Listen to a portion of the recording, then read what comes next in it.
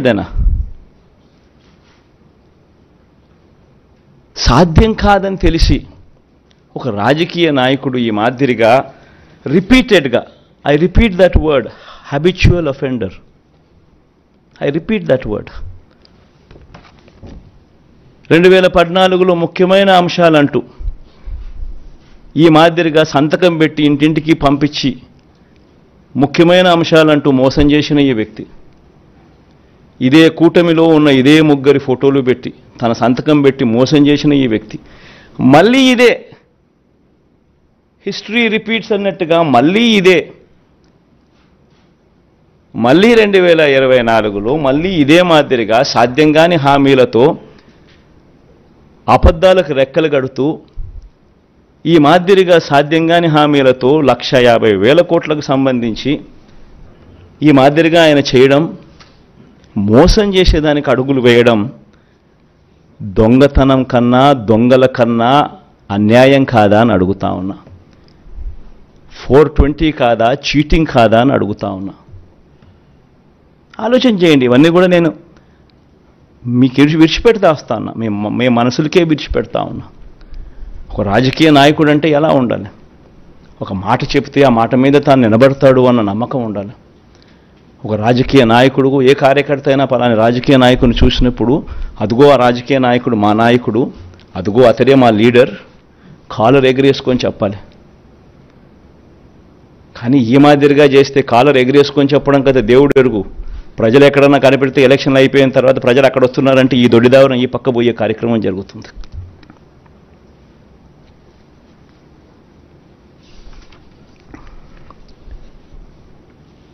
అదే మాదిరిగా ఈయనేమంటాడు,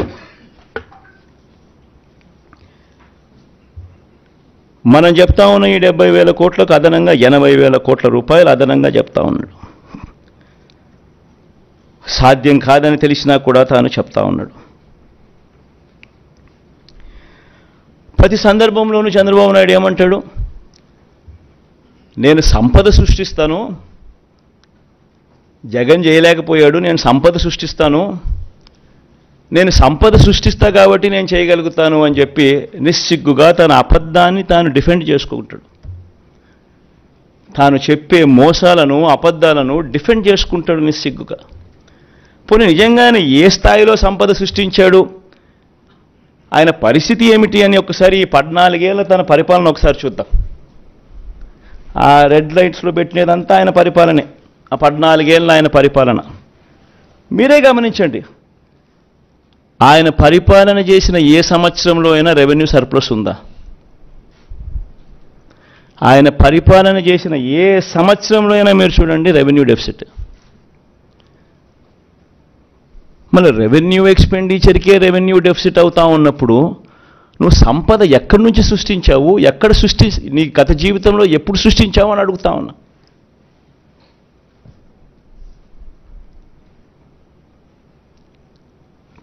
రియాలిటీ.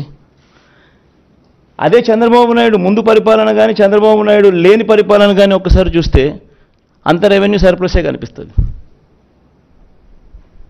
ఇన్ని సంవత్సరాలు రెవెన్యూ డెఫిసిట్ ఎవరి రెజ్యూమ్లో ఉండదు. ఏదో 1 సంవత్సరం ఉండొచ్చేమో, 2 సంవత్సరాలు ఉండొచ్చేమో రెవెన్యూ డెఫిసిట్, కానీ ఈ మాదిరిగా ఇన్ని సంవత్సరాలు ప్రతి సంవత్సరం రెవెన్యూ డెఫిసిట్ అనేది ఒక్క చంద్రబాబు నాయుడు హయాంలో మాత్రమే జరుగుతుంది. మళ్ళా ఇది రియాలిటీ అయి కనిపిస్తూ ఉండగానే సంపద సృష్టిస్తానంటాడు. సృష్టించలేదు అని చెప్పి లెక్కలు చెప్తా ఉన్నాయి, కనిపిస్తూ ఉన్నాయి. ప్రతి సంవత్సరం రెవెన్యూ డెఫిసిట్ కనిపిస్తూ ఉంది ఆయన హయాం అంతా.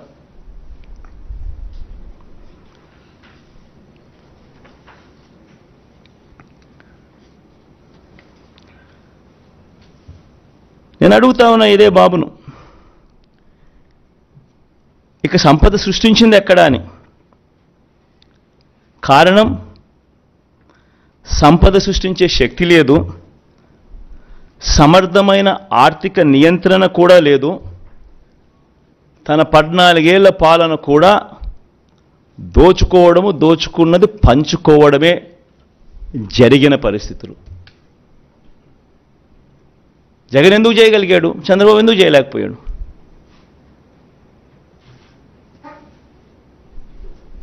ఇక్కడ కరప్షన్ లేదు కాబట్టి వివక్ష లేదు కాబట్టి, బటన్లు నొక్కుతున్నారు కాబట్టి అక్కడ దోచుకోవడము, దోచుకున్నది పంచుకోవడం.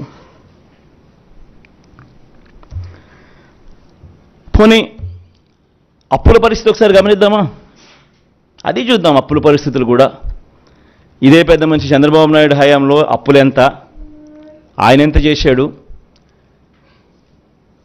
జగన్ అప్పులు ఎంత చేశాడు, ఆ అప్పుల పరిస్థితి కూడా ఎంత కూడా ఒకసారి గమనిద్దాం. ఒకసారి గమనించినట్లయితే, అప్పుల పరిస్థితిని ఒకసారి గమనించినట్లయితే, కంపౌండెడ్ యాన్యువల్ గ్రోత్ రేట్ 2014 నుంచి 2019 దాకా, అంటే public debt and public account అంటే గవర్నమెంట్ డెట్, చంద్రబాబు నాయుడు పరిపాలన మే దాకా జరిగింది. మేలో కూడా గుర్తుండే ఉంటుంది మీకు, స్కీమ్ ఏదో పెట్టాడు. సో మే దాకా జరిగిన ఆయన పాలన చూస్తే పబ్లిక్ డెట్ అంటే గవర్నమెంట్ డెట్, ఆయన అధికారంలోకి రాకమునుపు 1,18,000 ఉంటే 2,71,000కు ఎగవాకింది. అది మన రెజీమ్లో ఎంత జరిగింది అని. తర్వాత ఈ పబ్లిక్ డెట్కు తోడు government guaranteed det of public sector undertakings, అది కూడా యాడ్ చేయండి. అది యాడ్ చేస్తే 14,000 అక్కడ ముందు చంద్రబాబు నాయుడు వచ్చిన తర్వాత 59,000, మన హయాంలో 1,43,000 పెరిగింది. పోనీ అట్లా చూసుకున్నా కూడా 1,32,000, 3,30,000, 6,34,000. పోనీ ఇది కాక ఇంకా ఫర్దర్గా ముందుకు పోదాం. Non government guaranteed det of state PSUs కూడా తీసుకుందాం, అది కూడా తీసుకుందాం. దానికి చూస్తే total det of power sector corporations 29,000 కోట్లు ఉంటే ఆయన 69,000కి తీసుకుపోతే మన దాంట్లో 1,06,000 కోట్లకు పోయింది. Payables on account of power purchases, discoms liability చూసుకుంటే ఆయన హయాంలో 21,000కి ఎగబాకితే మన హయాంలో 8,500 తగ్గింది. అంటే వాళ్ళ డబ్బులు మనం కట్టినాం కాబట్టి మనది కొంచెం పెరిగింది అక్కడ. Total liabilities of power sector రెండు కలిపితే వచ్చే అమౌంట్, ఈ non guaranteed power liabilities and payable category 3 కూడా కలుపుకుంటే కూడా ఆయన హయాంలో 81,000కి ఎగబాకితే మన హయాంలో మనం కట్టాం కాబట్టి తగ్గి 69,000కి తగ్గింది. మొత్తంగా total state government liabilities and non guaranteed PSU liabilities కూడా కలుపుకుంటే కూడా ఎంత మన లయబిలిటీస్ ఉన్నాయని చెప్పి చూస్తే చంద్రబాబు నాయుడు హయాంలో 4,53,000 కోట్లు కాస్త 4,12,288 కోట్లకు ఎగబాకితే మన హయాంలో అది 7,03,000 కోట్లకు ఎగబాకింది. కంపౌండెడ్ యాన్యువల్ గ్రోత్ రేట్ రెండు పీరియడ్లలో కూడా చూస్తే, గ్రోత్ రేట్ ఆఫ్ డెట్ చూస్తే ఆయన హయాంలో 21.87% ఎగబాకితే మన హయాంలో మన 5 ఏళ్లలో కేవలం 12.13% మాత్రమే. మరి ఫైనాన్షియల్ డిసిప్లిన్ ఎవరికి ఉంది? ఇంకా 2-3 స్లైడ్లు చూద్దామా? ఇంకొక స్లైడ్ కూడా చూద్దాం. ఇంకొక స్లైడ్ ఏమిటి అని అంటే క్యాపిటల్ ఎక్స్పెండిచర్. ఎప్పుడైనా చంద్రబాబు ఏమంటాడు, నేను స్కీములకు పెట్టలేదు, నేను క్యాపిటల్ ఎక్స్పెండిచర్కి పెట్టినాను, అందుకనే నా దాంట్లో ఎక్కువ, అందుకే నేను చేయలేకపోయాను, ఇంకో మాట మాట్లాడతాడు. పోనీ అక్కడ చూద్దాం క్యాపిటల్ ఎక్స్పెండిచర్ ఎవరి హయాంలో ఎంత జరిగింది, ఎవడి హయాంలో నాడు నేడు జరిగాయి, ఎవడి హయాంలో హాస్పిటల్ బాగుపడ్డాయి, ఎవడి హయాంలో స్కూళ్ళు బాగుపడ్డాయి, ఎవడి హయాంలో క్యాపిటల్ ఎక్స్పెండిచర్ జరిగింది.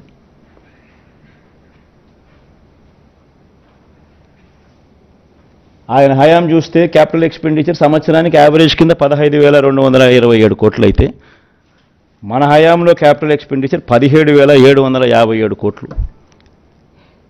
కొత్తగా 4 సీపోర్ట్లు కడతా ఉన్నాం, కొత్తగా 10 ఫిషింగ్ హార్బర్లు కడతా ఉన్నాం, కొత్తగా 6 ఫిష్ ల్యాండింగ్ సెంటర్లు కడతా ఉన్నాం, కొత్తగా 17 మెడికల్ కాలేజీలు కడతా ఉన్నాం, నాడు నేడుతో స్కూళ్ళు రూపురేఖలు మారుస్తూ ఉన్నాం, హాస్పిటల్ రూపురేఖలు మారుస్తూ ఉన్నాం.